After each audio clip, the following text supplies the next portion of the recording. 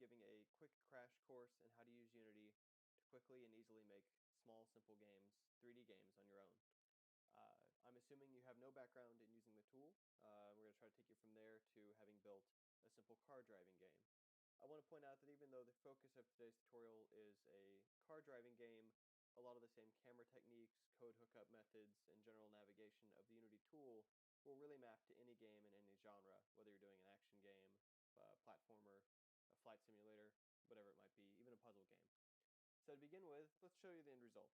That's probably a good place to start. And for that, I'm going to go to hobbygamedev.com/unity/simplecar.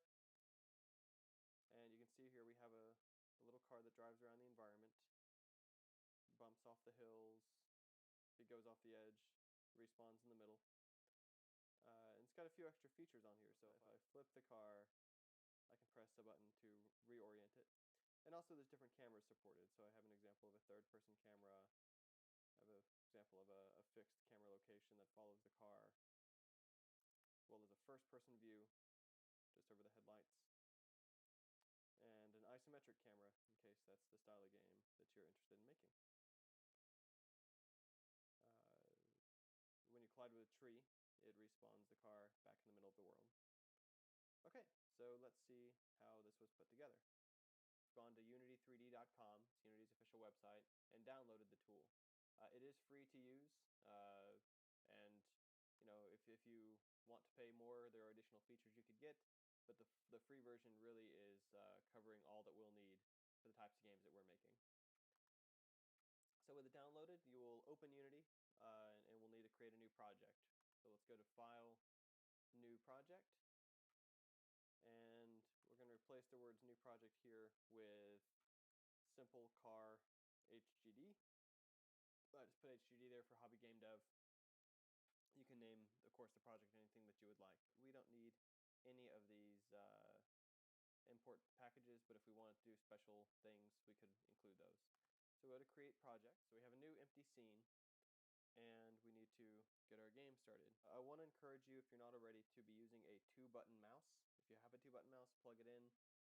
It is very, very useful on a Mac. Don't try to do it with a 1-button trackpad. Using Unity in general with a trackpad is just not going to go as well. You're not going to have a good time. So the first thing we need to do is let's build a car out of primitives. And so we're going to go to Game Object, Create Other, Cube.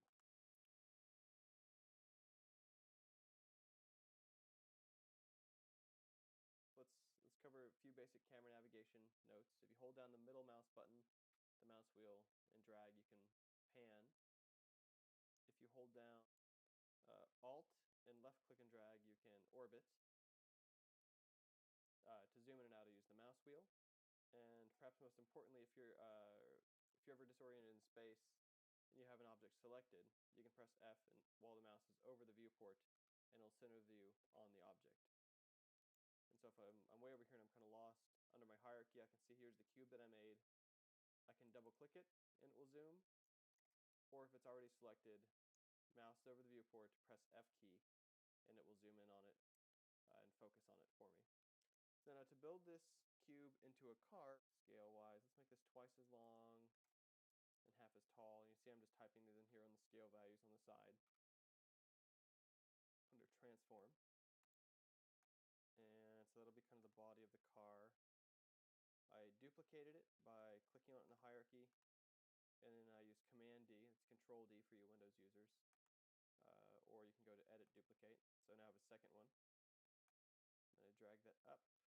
I'm going to make this into the top of the car. Let's make this not as long. One. Create other. I'm going to use a cylinder for the tires on the car.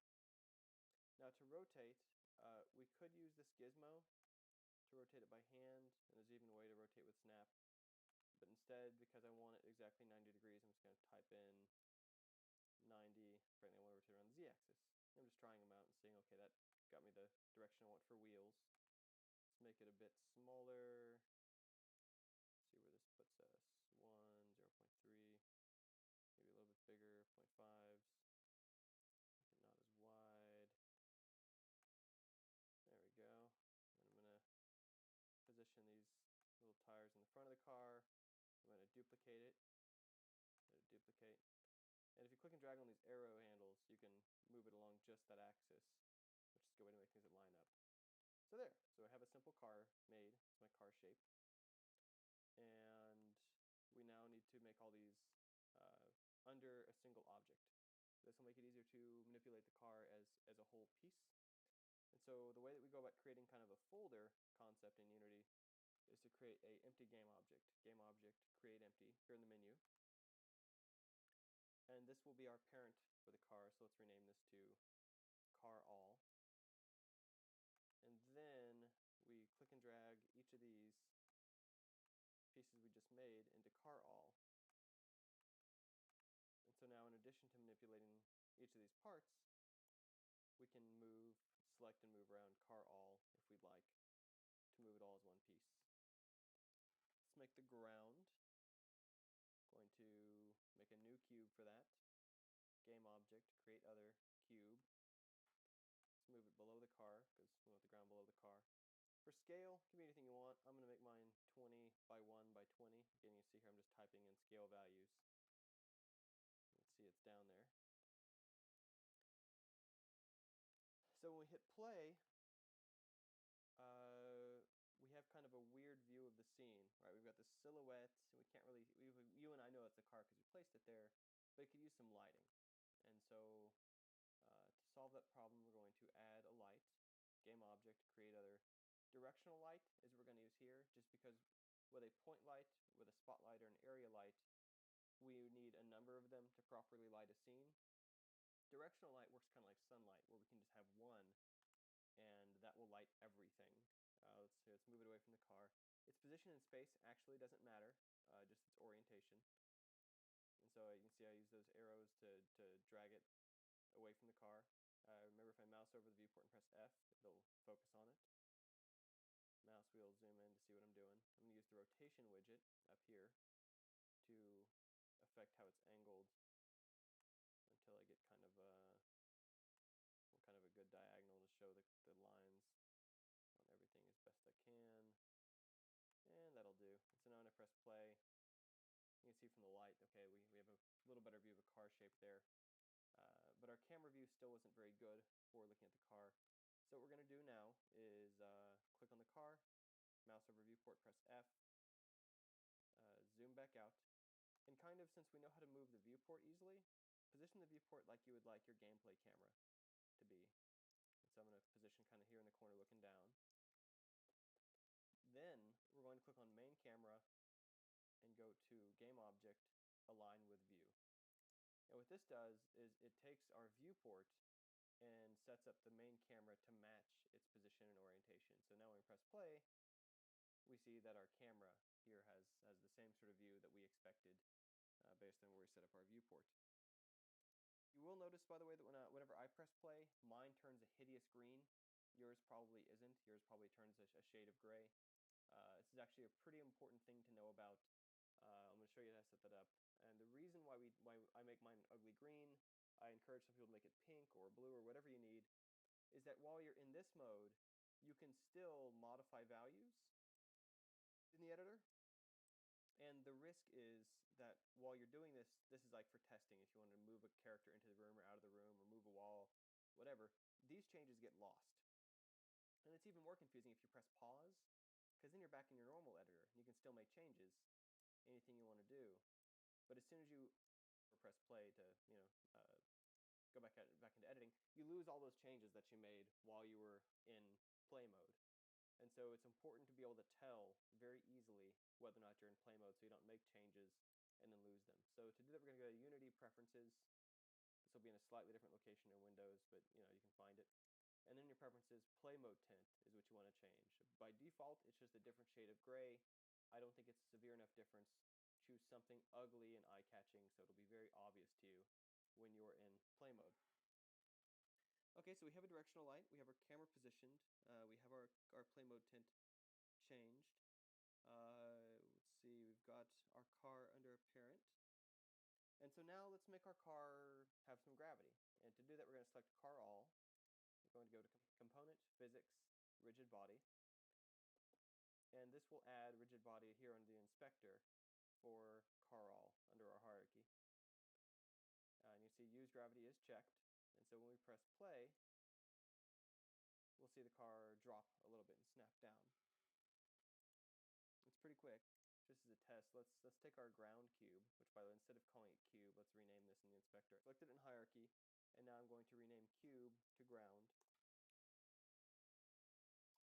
Now let's rotate the ground. Give it an angle, just so we can see when we press play that gravity is in fact working for our car.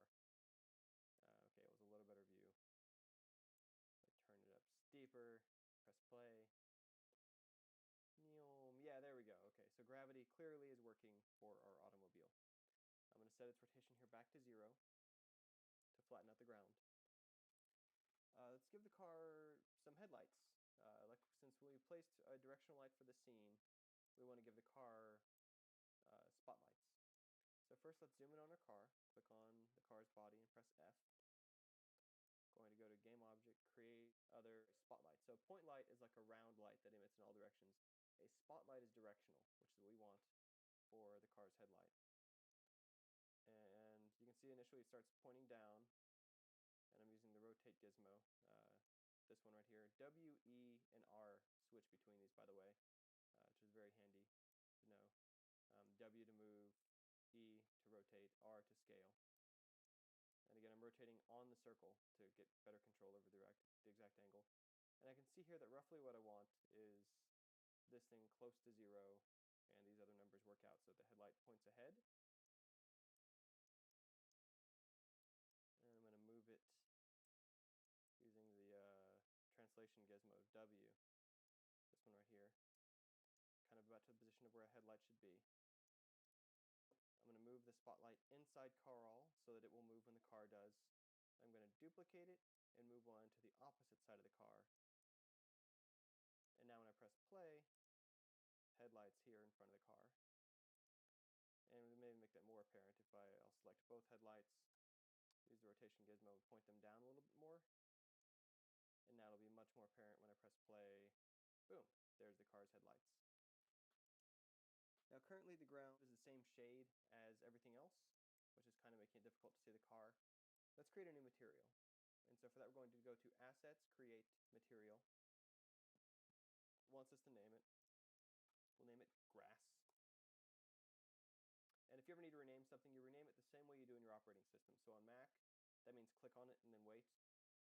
Or you can alternatively press Enter and then rename it.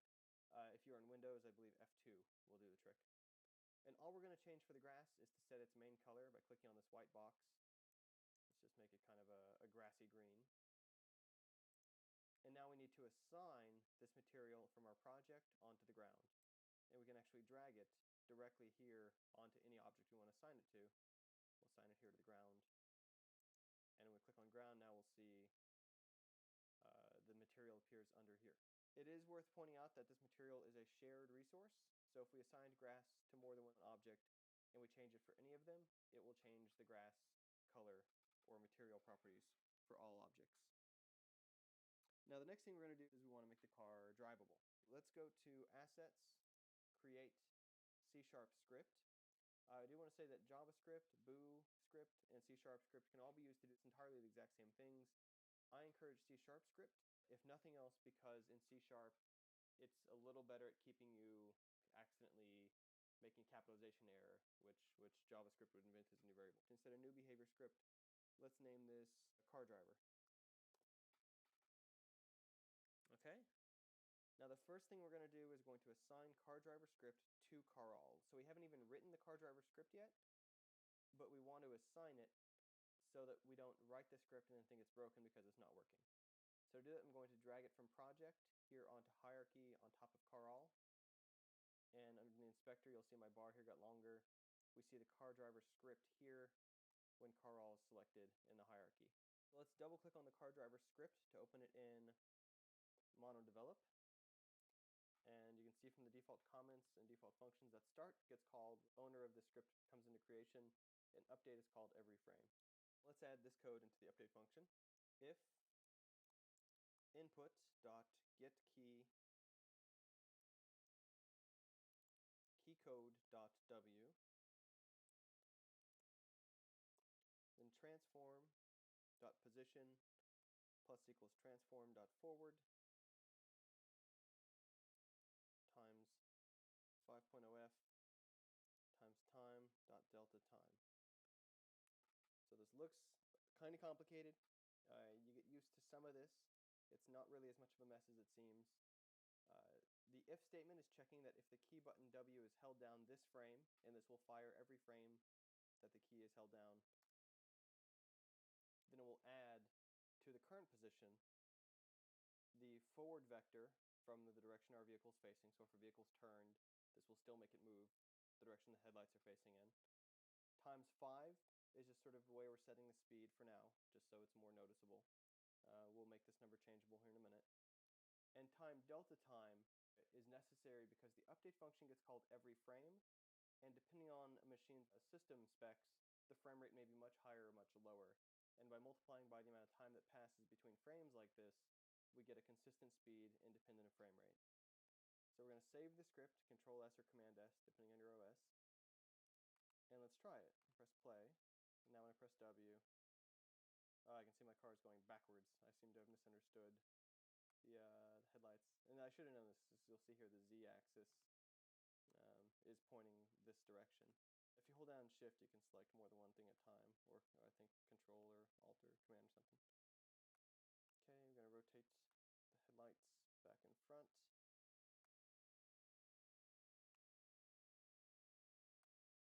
There we go. And now when I press play, sure enough, W drives my car forward. Let's make it so we can turn the car. We'll just write a new if statement. If input dot get key code dot a, then here we're going to do transform dot rotate 0.0f negative 80.0f times time.delta time 0.0f semicolon. Something else I'd like to point out is that transform is implied to be the position, rotation, and scale data of the object that we've assigned the script to. So if we had a reference to some other game object, we could do that reference dot transform and get the position, rotation, and scale of that object. If we don't specify a game object, then it's assumed again to be the one that we assign the script to, or in this case, car_all.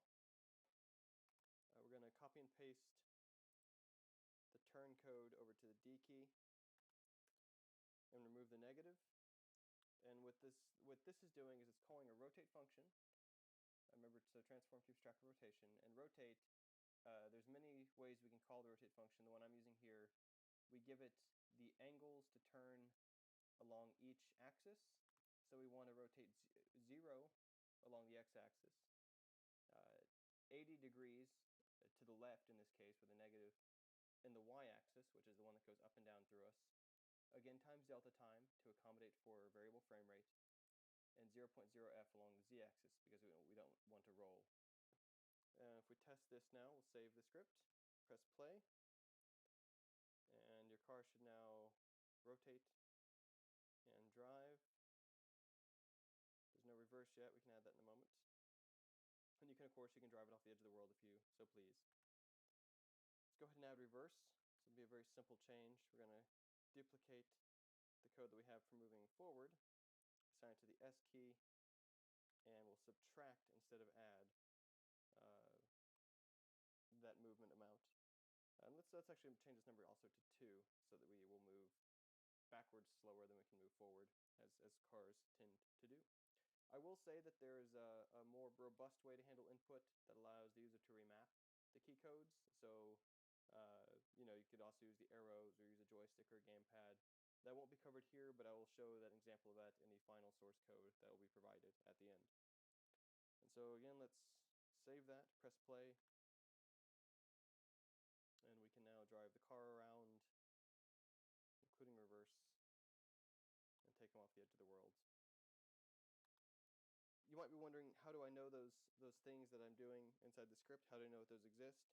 Unity actually has a great script reference, unity3d.com/support/documentation/script script reference index.html, and you'll see a link to that on the site. But this provides all kinds of helpful information about what you can and can't do in script, and as well as examples that you can switch to C# or JavaScript. We just have these numbers floating around 5 and 2 and -80. What we're going to do is we're going to make the speed modifiable for our car. Here inside of our class for car driver in the car driver script, going to add public float forward speed equals 5.0f. Going to make 3 variables. Backward speed equals 2.0f, and turn rate will equal 80. So we have 3 public float variables. These f's after the 0 are to show the computer that this is a float, as opposed to a double precision value. And down here we're going to replace these numbers we had with the variables, forward speed and backward speed. I'm auto-completing, by the way, by pressing enter when it suggests what it was that I was typing. Turn rate and turn rate. Okay, and so all we've done is we've made 3 public variables and replaced where they were in the code down here, saved the script, and now if you click on Carl in the editor and scroll down in the inspector, you'll see that here these numbers are exposed, forward speed, backward speed, and turn rate, and it inferred those names based on how I camel cased these variable names. See, I called it turn rate with a capital R, so it knew that turn rate was the word. And we can change these numbers here. So if we make the car drive forward much faster, we can change that 5 to 20. And vroom, now it's so much faster than it was previously. We want to make it move much slower, change that number, and it goes down to a crawl. And so of course this is a really powerful way to make it so you can create an object and then change it inside the editor on a per case basis. Or for example, if a programmer on your team wants to set up something without worrying about tuning, and then have a designer on the team worry about how to get the project's pieces all moving and behaving in a fair and sort of usable manner. It's an advanced and sort of future hint that we are manipulating this car's position directly by changing its transform position. Because it has a rigid body, another way that we could move the object is to apply physical forces to it, and that works a bit differently. Instead of update, we would use the function fixed update, and instead of transform position for our code, we would instead do something that looks like rigid body dot add force vector transform dot forward, and this would apply a forward force to the car of a certain magnitude. This has a certain type of gameplay that it leads to. I find it sluggish, of course, but for games that are physics based, it's important to use forces to move things around for collision reasons. Also note that I did this in fixed update. The difference between fixed update and update is that fixed update is called a known number of times every second, unlike update, which is frame rate dependent. And so it's important to use fixed update for any code that does physical manipulation to the rigid body for a vehicle or an object. We were able to use rigid body there, it's just like transform, is it implies that it's the rigid body assigned to the game object the script is for. Now let's add a sphere to make hills. Going to go to game object, create other sphere. We have a sphere here. Let's make it, let's change its size a bit. I'm going to do 0.74 to make a short flat hill. Move it down so it's halfway underground, using the F key and mouse wheel and stuff to get a close-up view of doing this. Okay, and for now let's just leave it white. Try driving over it, and you will initially encounter that it is going to flip your car. It's very, very oddly tall for how big it looks. And see, the reason for that is because by default a sphere uses spherical collision, which is why we see this big sphere around it. That's what the car is hitting, because it's a faster calculation that can do collisions based purely on distance. What we really want here, component physics mesh collider. And again, this is with a sphere, the hill selected. I'm going to go to component physics mesh collider. Tell it to replace because it's saying you already have a sphere collider here. And now it will use the mesh data, the polygons of our shape, instead of assuming it's a sphere, for collision. And so now we have a much more modest bump for the car to ride over, and a lot more sort of smooth driving experience over the top of it. While we're here, let's go and assign grass to the hill so it blends in a bit better. Let's create a better system for our camera. One way to do this, sort of a very easy, I might say lazy way to do it. If we just click on the vehicle and move our viewport around to where we'd like it to be for a third-person camera. And then we click on main camera and do the same trick from earlier. Our game object align with view. That'll put the camera where our view is. And remember, it'll stay there. But if we make it a child of car all, then it will move along as the car does. And we now have sort of a third-person camera. But this results in an extremely rigid camera, which isn't very nice. It's not very smooth. We don't have as much control over sort of making it lag behind the car or any effects like that. So let's move the camera back out of car all. And let's instead control the camera with a script. We'll go to Assets, Create, C# script, and we'll call this CarCam. Okay, now selecting CarCam, going to that script in mono. We are going to create a few new variables.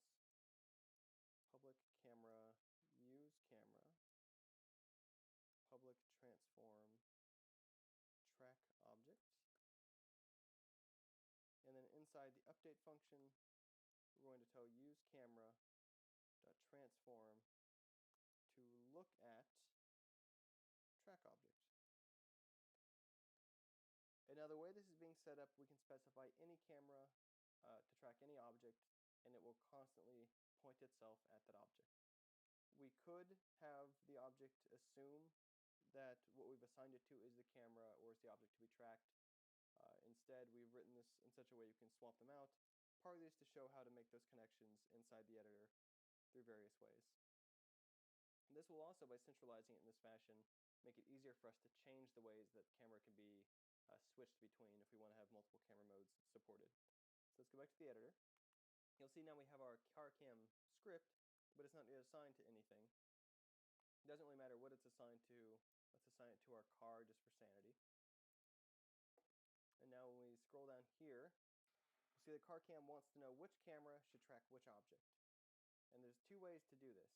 The one that I like is to drag here from the hierarchy main camera onto where it says use camera, and it fills in that slot with the camera information from that object. Now for track object, it wants to transform, and I could drag car all onto it. Instead, I'm going to click on this mark next to it, which gives me a list of everything that has a transform, all the things that I could have dragged onto it, and I can select car all, double click that, and it fills in with the transform of car all. And so now when I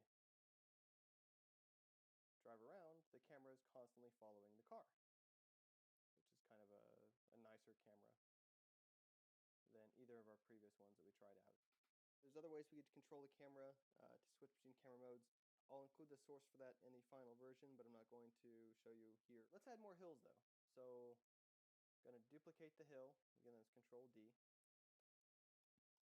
I also want to say that just like there's this green arrow we can drag up and down with, there's a green square which allows us to drag it perpendicular to that axis, which in the case of our hills is a really handy way to keep them flush with the ground while we change their dimensions. We can have some bigger hills and some smaller hills, some longer hills. Duplicate these two, rotate them. There's really no harm in them overlapping as long as it's kind of the shapes that you want. 1.5, 2, there we go. And now when I drive my car around on them, you can see it bumps around, pushes its way over a bit. Oh, the car toppled over again. And we can still drive, you know, that could be dealt with another way. But we want to give the car a way to reorient itself when it gets flipped, kind of like the Warthog from Halo. before we do that, let's do a little bit of cleanup. We have these spheres floating around. Let's call those each hill. Actually, I'm going to select all three. Name them all hill at the same time. And we already have a ground object. Let's make them children of the ground object, just for keeping organized. There. Inside of our car driver script, we want to add a new key to reorient the car. Let's make that the X key. We know it's going to look a lot like the previous one, so we can copy and paste for our check line. Except now instead of get key, we're going to use a different function. We're going to use get key down. And the difference here is that whereas get key triggers every frame the key is held, get key down only does it the first frame that the key has been pushed. Because we don't want to do this constantly, we just want it to happen once when the key goes down. And we're going to do several things to the car when the X key is pressed. Transform.position plus equals vector3.up.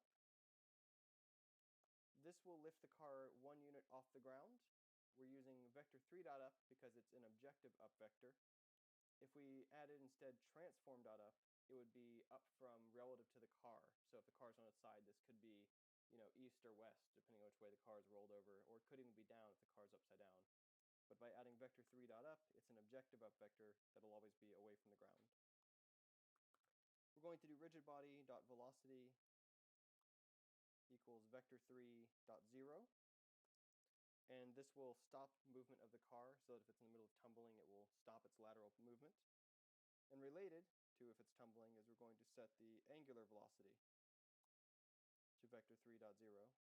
This will prevent it from rolling. Otherwise, when we reorient it, it could keep having that roll component. And then lastly, we're going to do one that's going to be a little fancier looking. Transform.rotation equals quaternion.lookRotation transform.forward vector3.up. I broke line here just for my low resolution editor that I'm using for the camera capture. You don't have to worry about breaking line there if you want this all in one line. Transform forward is telling it the direction to maintain for the way the car should be pointed. Vector3.up is telling it which vector to make upright. And so this is going to make our car sit upright. Otherwise, all we'd be doing would be bumping a meter into the air and zeroing its spin and movement. But this is the part that really does work of setting the vehicle straight. If we try it now, we can press play. And if I flip the car over on its side, it's always hardest when I have to. There we go. Oh, I'm upside down. That's great. Now when I press X, pop, you can see the car is upright again. So if I mess up the car and I press X, boink, then it's good again. Now, quaternions are kind of a complicated subject. They're important since otherwise there are problems that emerge from using yaw, pitch, and roll, something called gimbal lock if you want to search for it. The thing about quaternions, though, is even though they're very complicated from a math perspective, as programmers in Unity, we don't actually have to understand them so much as we have to know what it is that we can do with them. And so for that, you can actually just look at the autocomplete for quaternion. And you'll see there's all kinds of interesting things to read the documentation about how to use. But they're very powerful, very handy, and as long as you know what functions to call, it's actually not the end of the world if you aren't the kind of mathematician that knows exactly how to do those things, say, on paper, or to write the code that makes them work. Now, if the car falls off the edge of the world, that's still a problem, because we can upright the car if it flips, but if the car drives off the edge of the world, it's just gone. There's no saving it. I mean, you can keep tapping the upright button, and you can still drive in the air.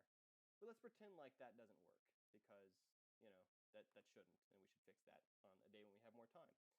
So instead, let's make it so that if the car goes below a certain point, it will respawn at a given location. So let's create two new public variables, each of them a transform because we want a position. Lowest ground object, this is the indication of when the car has gone too low. And the other public transform will be respawn position. This will be where we'll set the car when we've caught that it goes too low. Let's do this inside update. We care each frame whether this has happened. If the car's transform position vertically, or Y, is less than the lowest ground object's position dot Y, set transform, which is our car's position, to respawn's position. If you think about this, it makes sense. It's, again, kind of wonky if you haven't gotten used to it yet. But we're comparing the Y position of our car to the Y position of the ground object we're going to feed it. And if we were below it, we're going to set the car's position to match the position of our respawn point. That does mean that now in the editor, when we click on car all, our script does want two more references.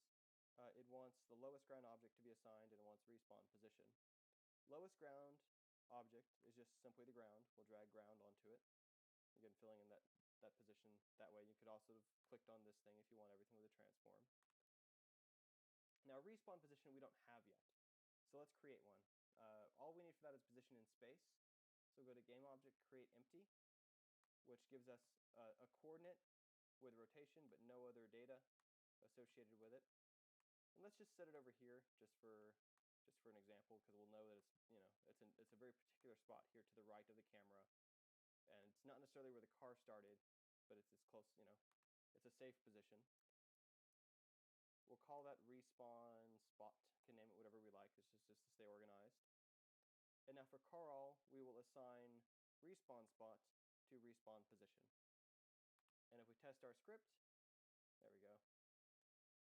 Car can drive off the edge of the world, and we can pick it back up with the X key.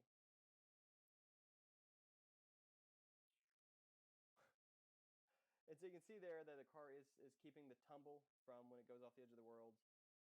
Another way that we can fix that, I guess the simplest way, is if we also set transform.rotation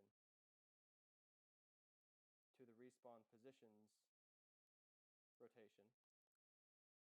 And now it doesn't matter that the car was upside down when it fell.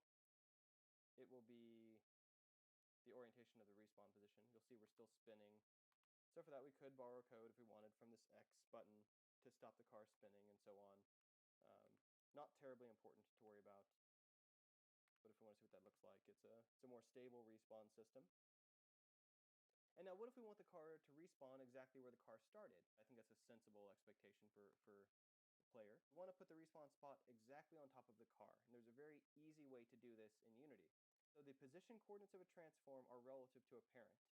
So if we make respawn spot temporarily a child of car all, and then we zero out its transform data, it will center it on the car. And we can also zero out its rotation to make sure it's the same orientation. It looks like we already are. And now we'll make respawn spot no longer a child with the car, so it won't move when the car does, and it recorrects the transform data to be world coordinates. So now, when we respawn, we'll respawn in exactly the same position as our car started in.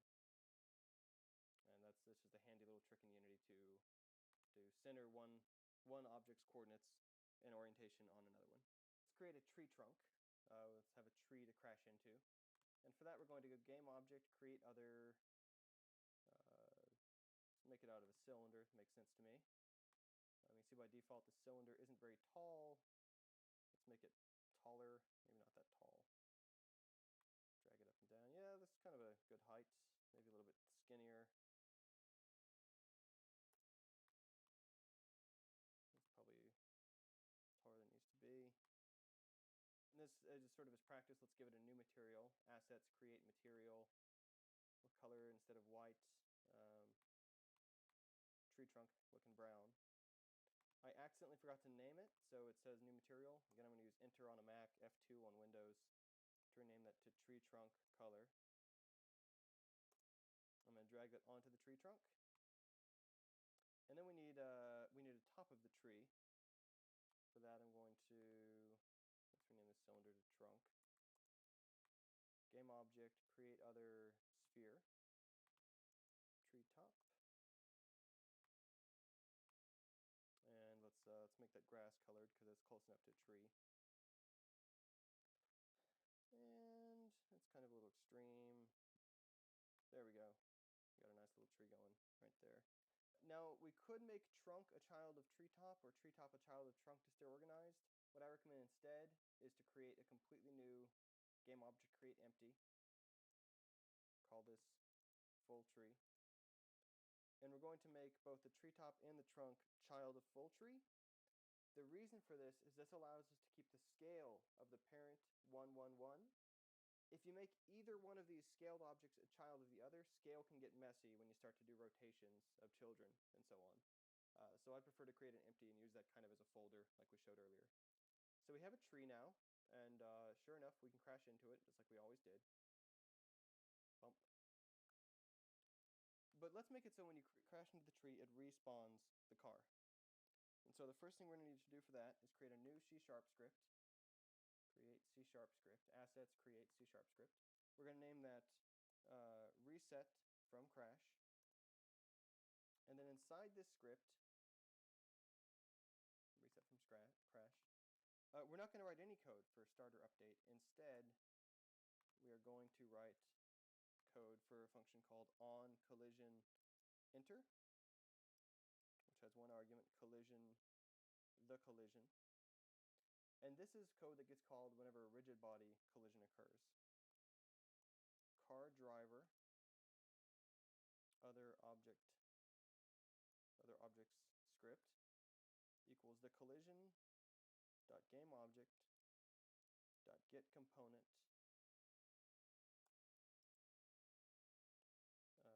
car driver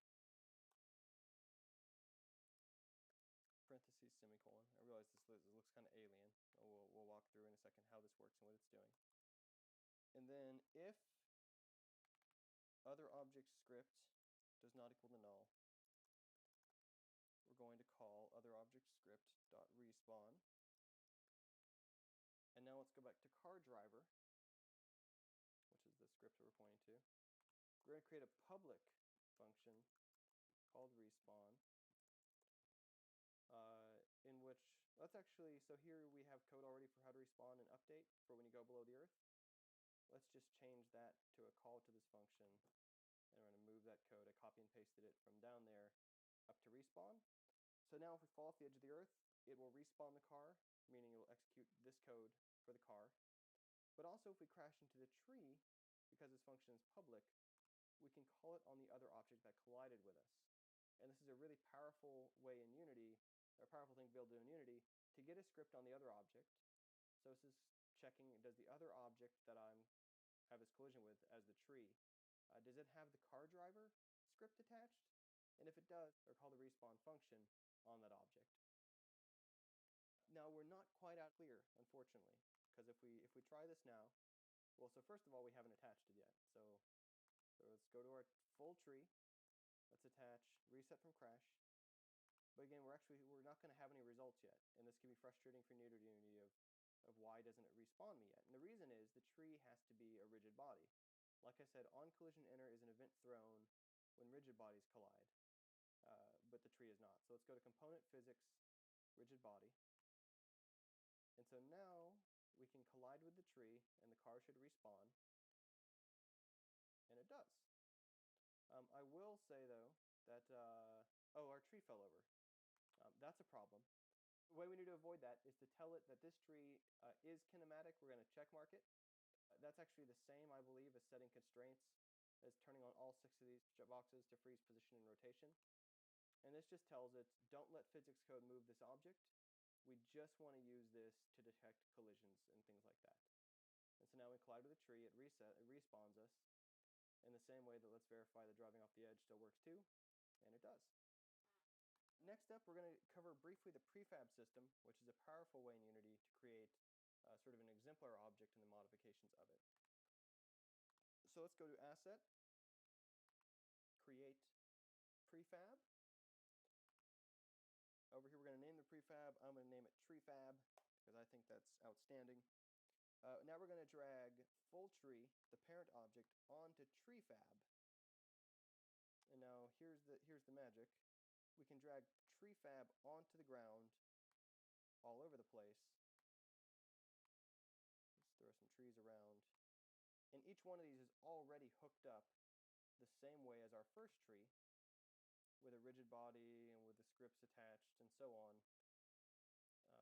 so that when the car drives around and collides with them, it gets respawned in the middle. And even more interesting, so you can see they each have their own position, so the position data here is in bold. You can make changes to these, so I can make the scale of the TreeFab treetop on this one, let's make it bigger. And then let's make this tree's trunk taller and thicker. 2, 2, 5. Let's make this a huge tree.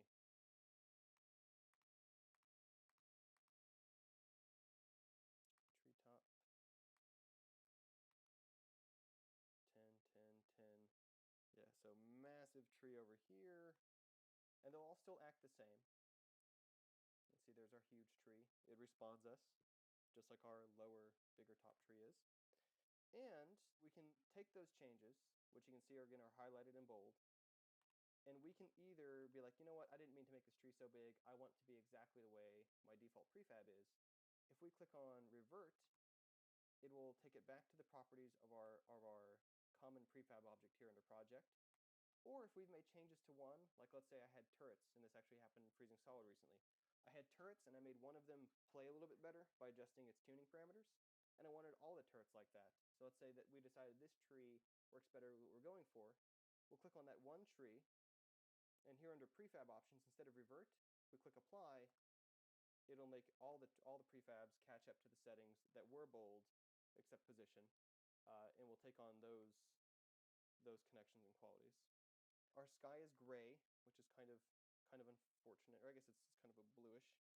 But we want to have control over the sky, and so let's create a new material, and we'll name that sky color. Change the color from white here to whatever shade of blue you like. There we go. There's a blue for the sky. Let's go to edit. Render settings is where we can set the skybox. This is also where we could set up fog if we wanted it. And we're going to drag sky color onto skybox material. You can see there it instantly filled in, and now we have a color of our sky. You could use cube maps and other fancy things for this. We're not going to worry about that here.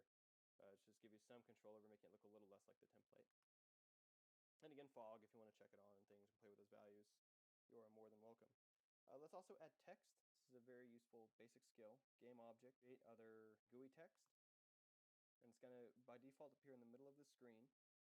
Let's set its position to 0, which is the left side, 1, which is the top, 0. And the reason why those are the edges is because the anchor is set to the upper left. We could change this to make it appear in another corner if we so pleased. Now let's set the text for it. I'm going to say car sample in Unity. What is it? I think Alt-Enter by Chris Delion. An Alt-Enter is the way that I go to a next line. It may be different in Windows, but there's probably some key combination with Enter to get a new line instead of completing the text box.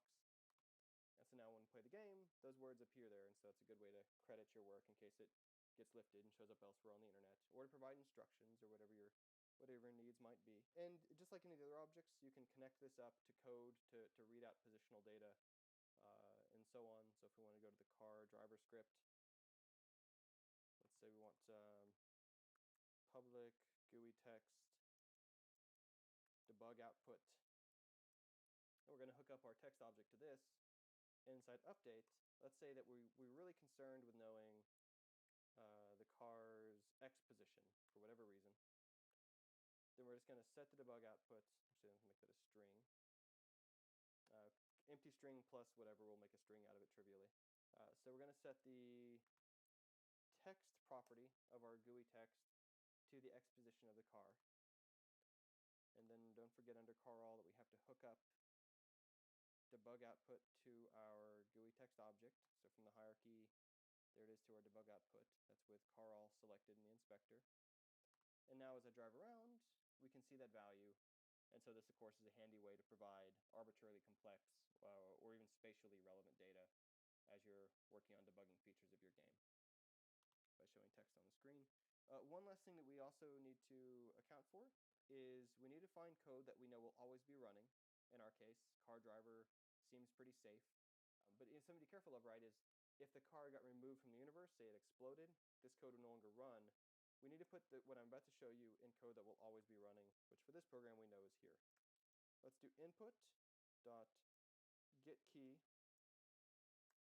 keycode.escape. So if the user presses the escape key, then we're going to do application.quit. This will not show up in a web version. This will not work inside the Unity editor, but this is absolutely essential if you are doing a local Windows or Macintosh build, so that someone can quit your game without having to control it, delete, or force quit it. It's a little insane to me that this isn't built into the program, but developer be warned, add this to your program. It will save you trouble and save your user frustration. So again, escape key will do nothing here, but when we export the program now, we can use escape to quit, which will be very handy. That's it for now, except for making a build. So let's go to File, Build Settings, and this is, of course, where Unity shines. Here we can tell it we want a Mac OS X build, and click Build, and it'll let us choose where we want to put it. I like to create a folder called Deploy inside my project and save all my outputs there. Car Mac. Get it? It'll take a second to output that project information. And it'll show us the version, and I can now run that. It by default lets me choose my properties. Play it windowed. It's going to be my full screen.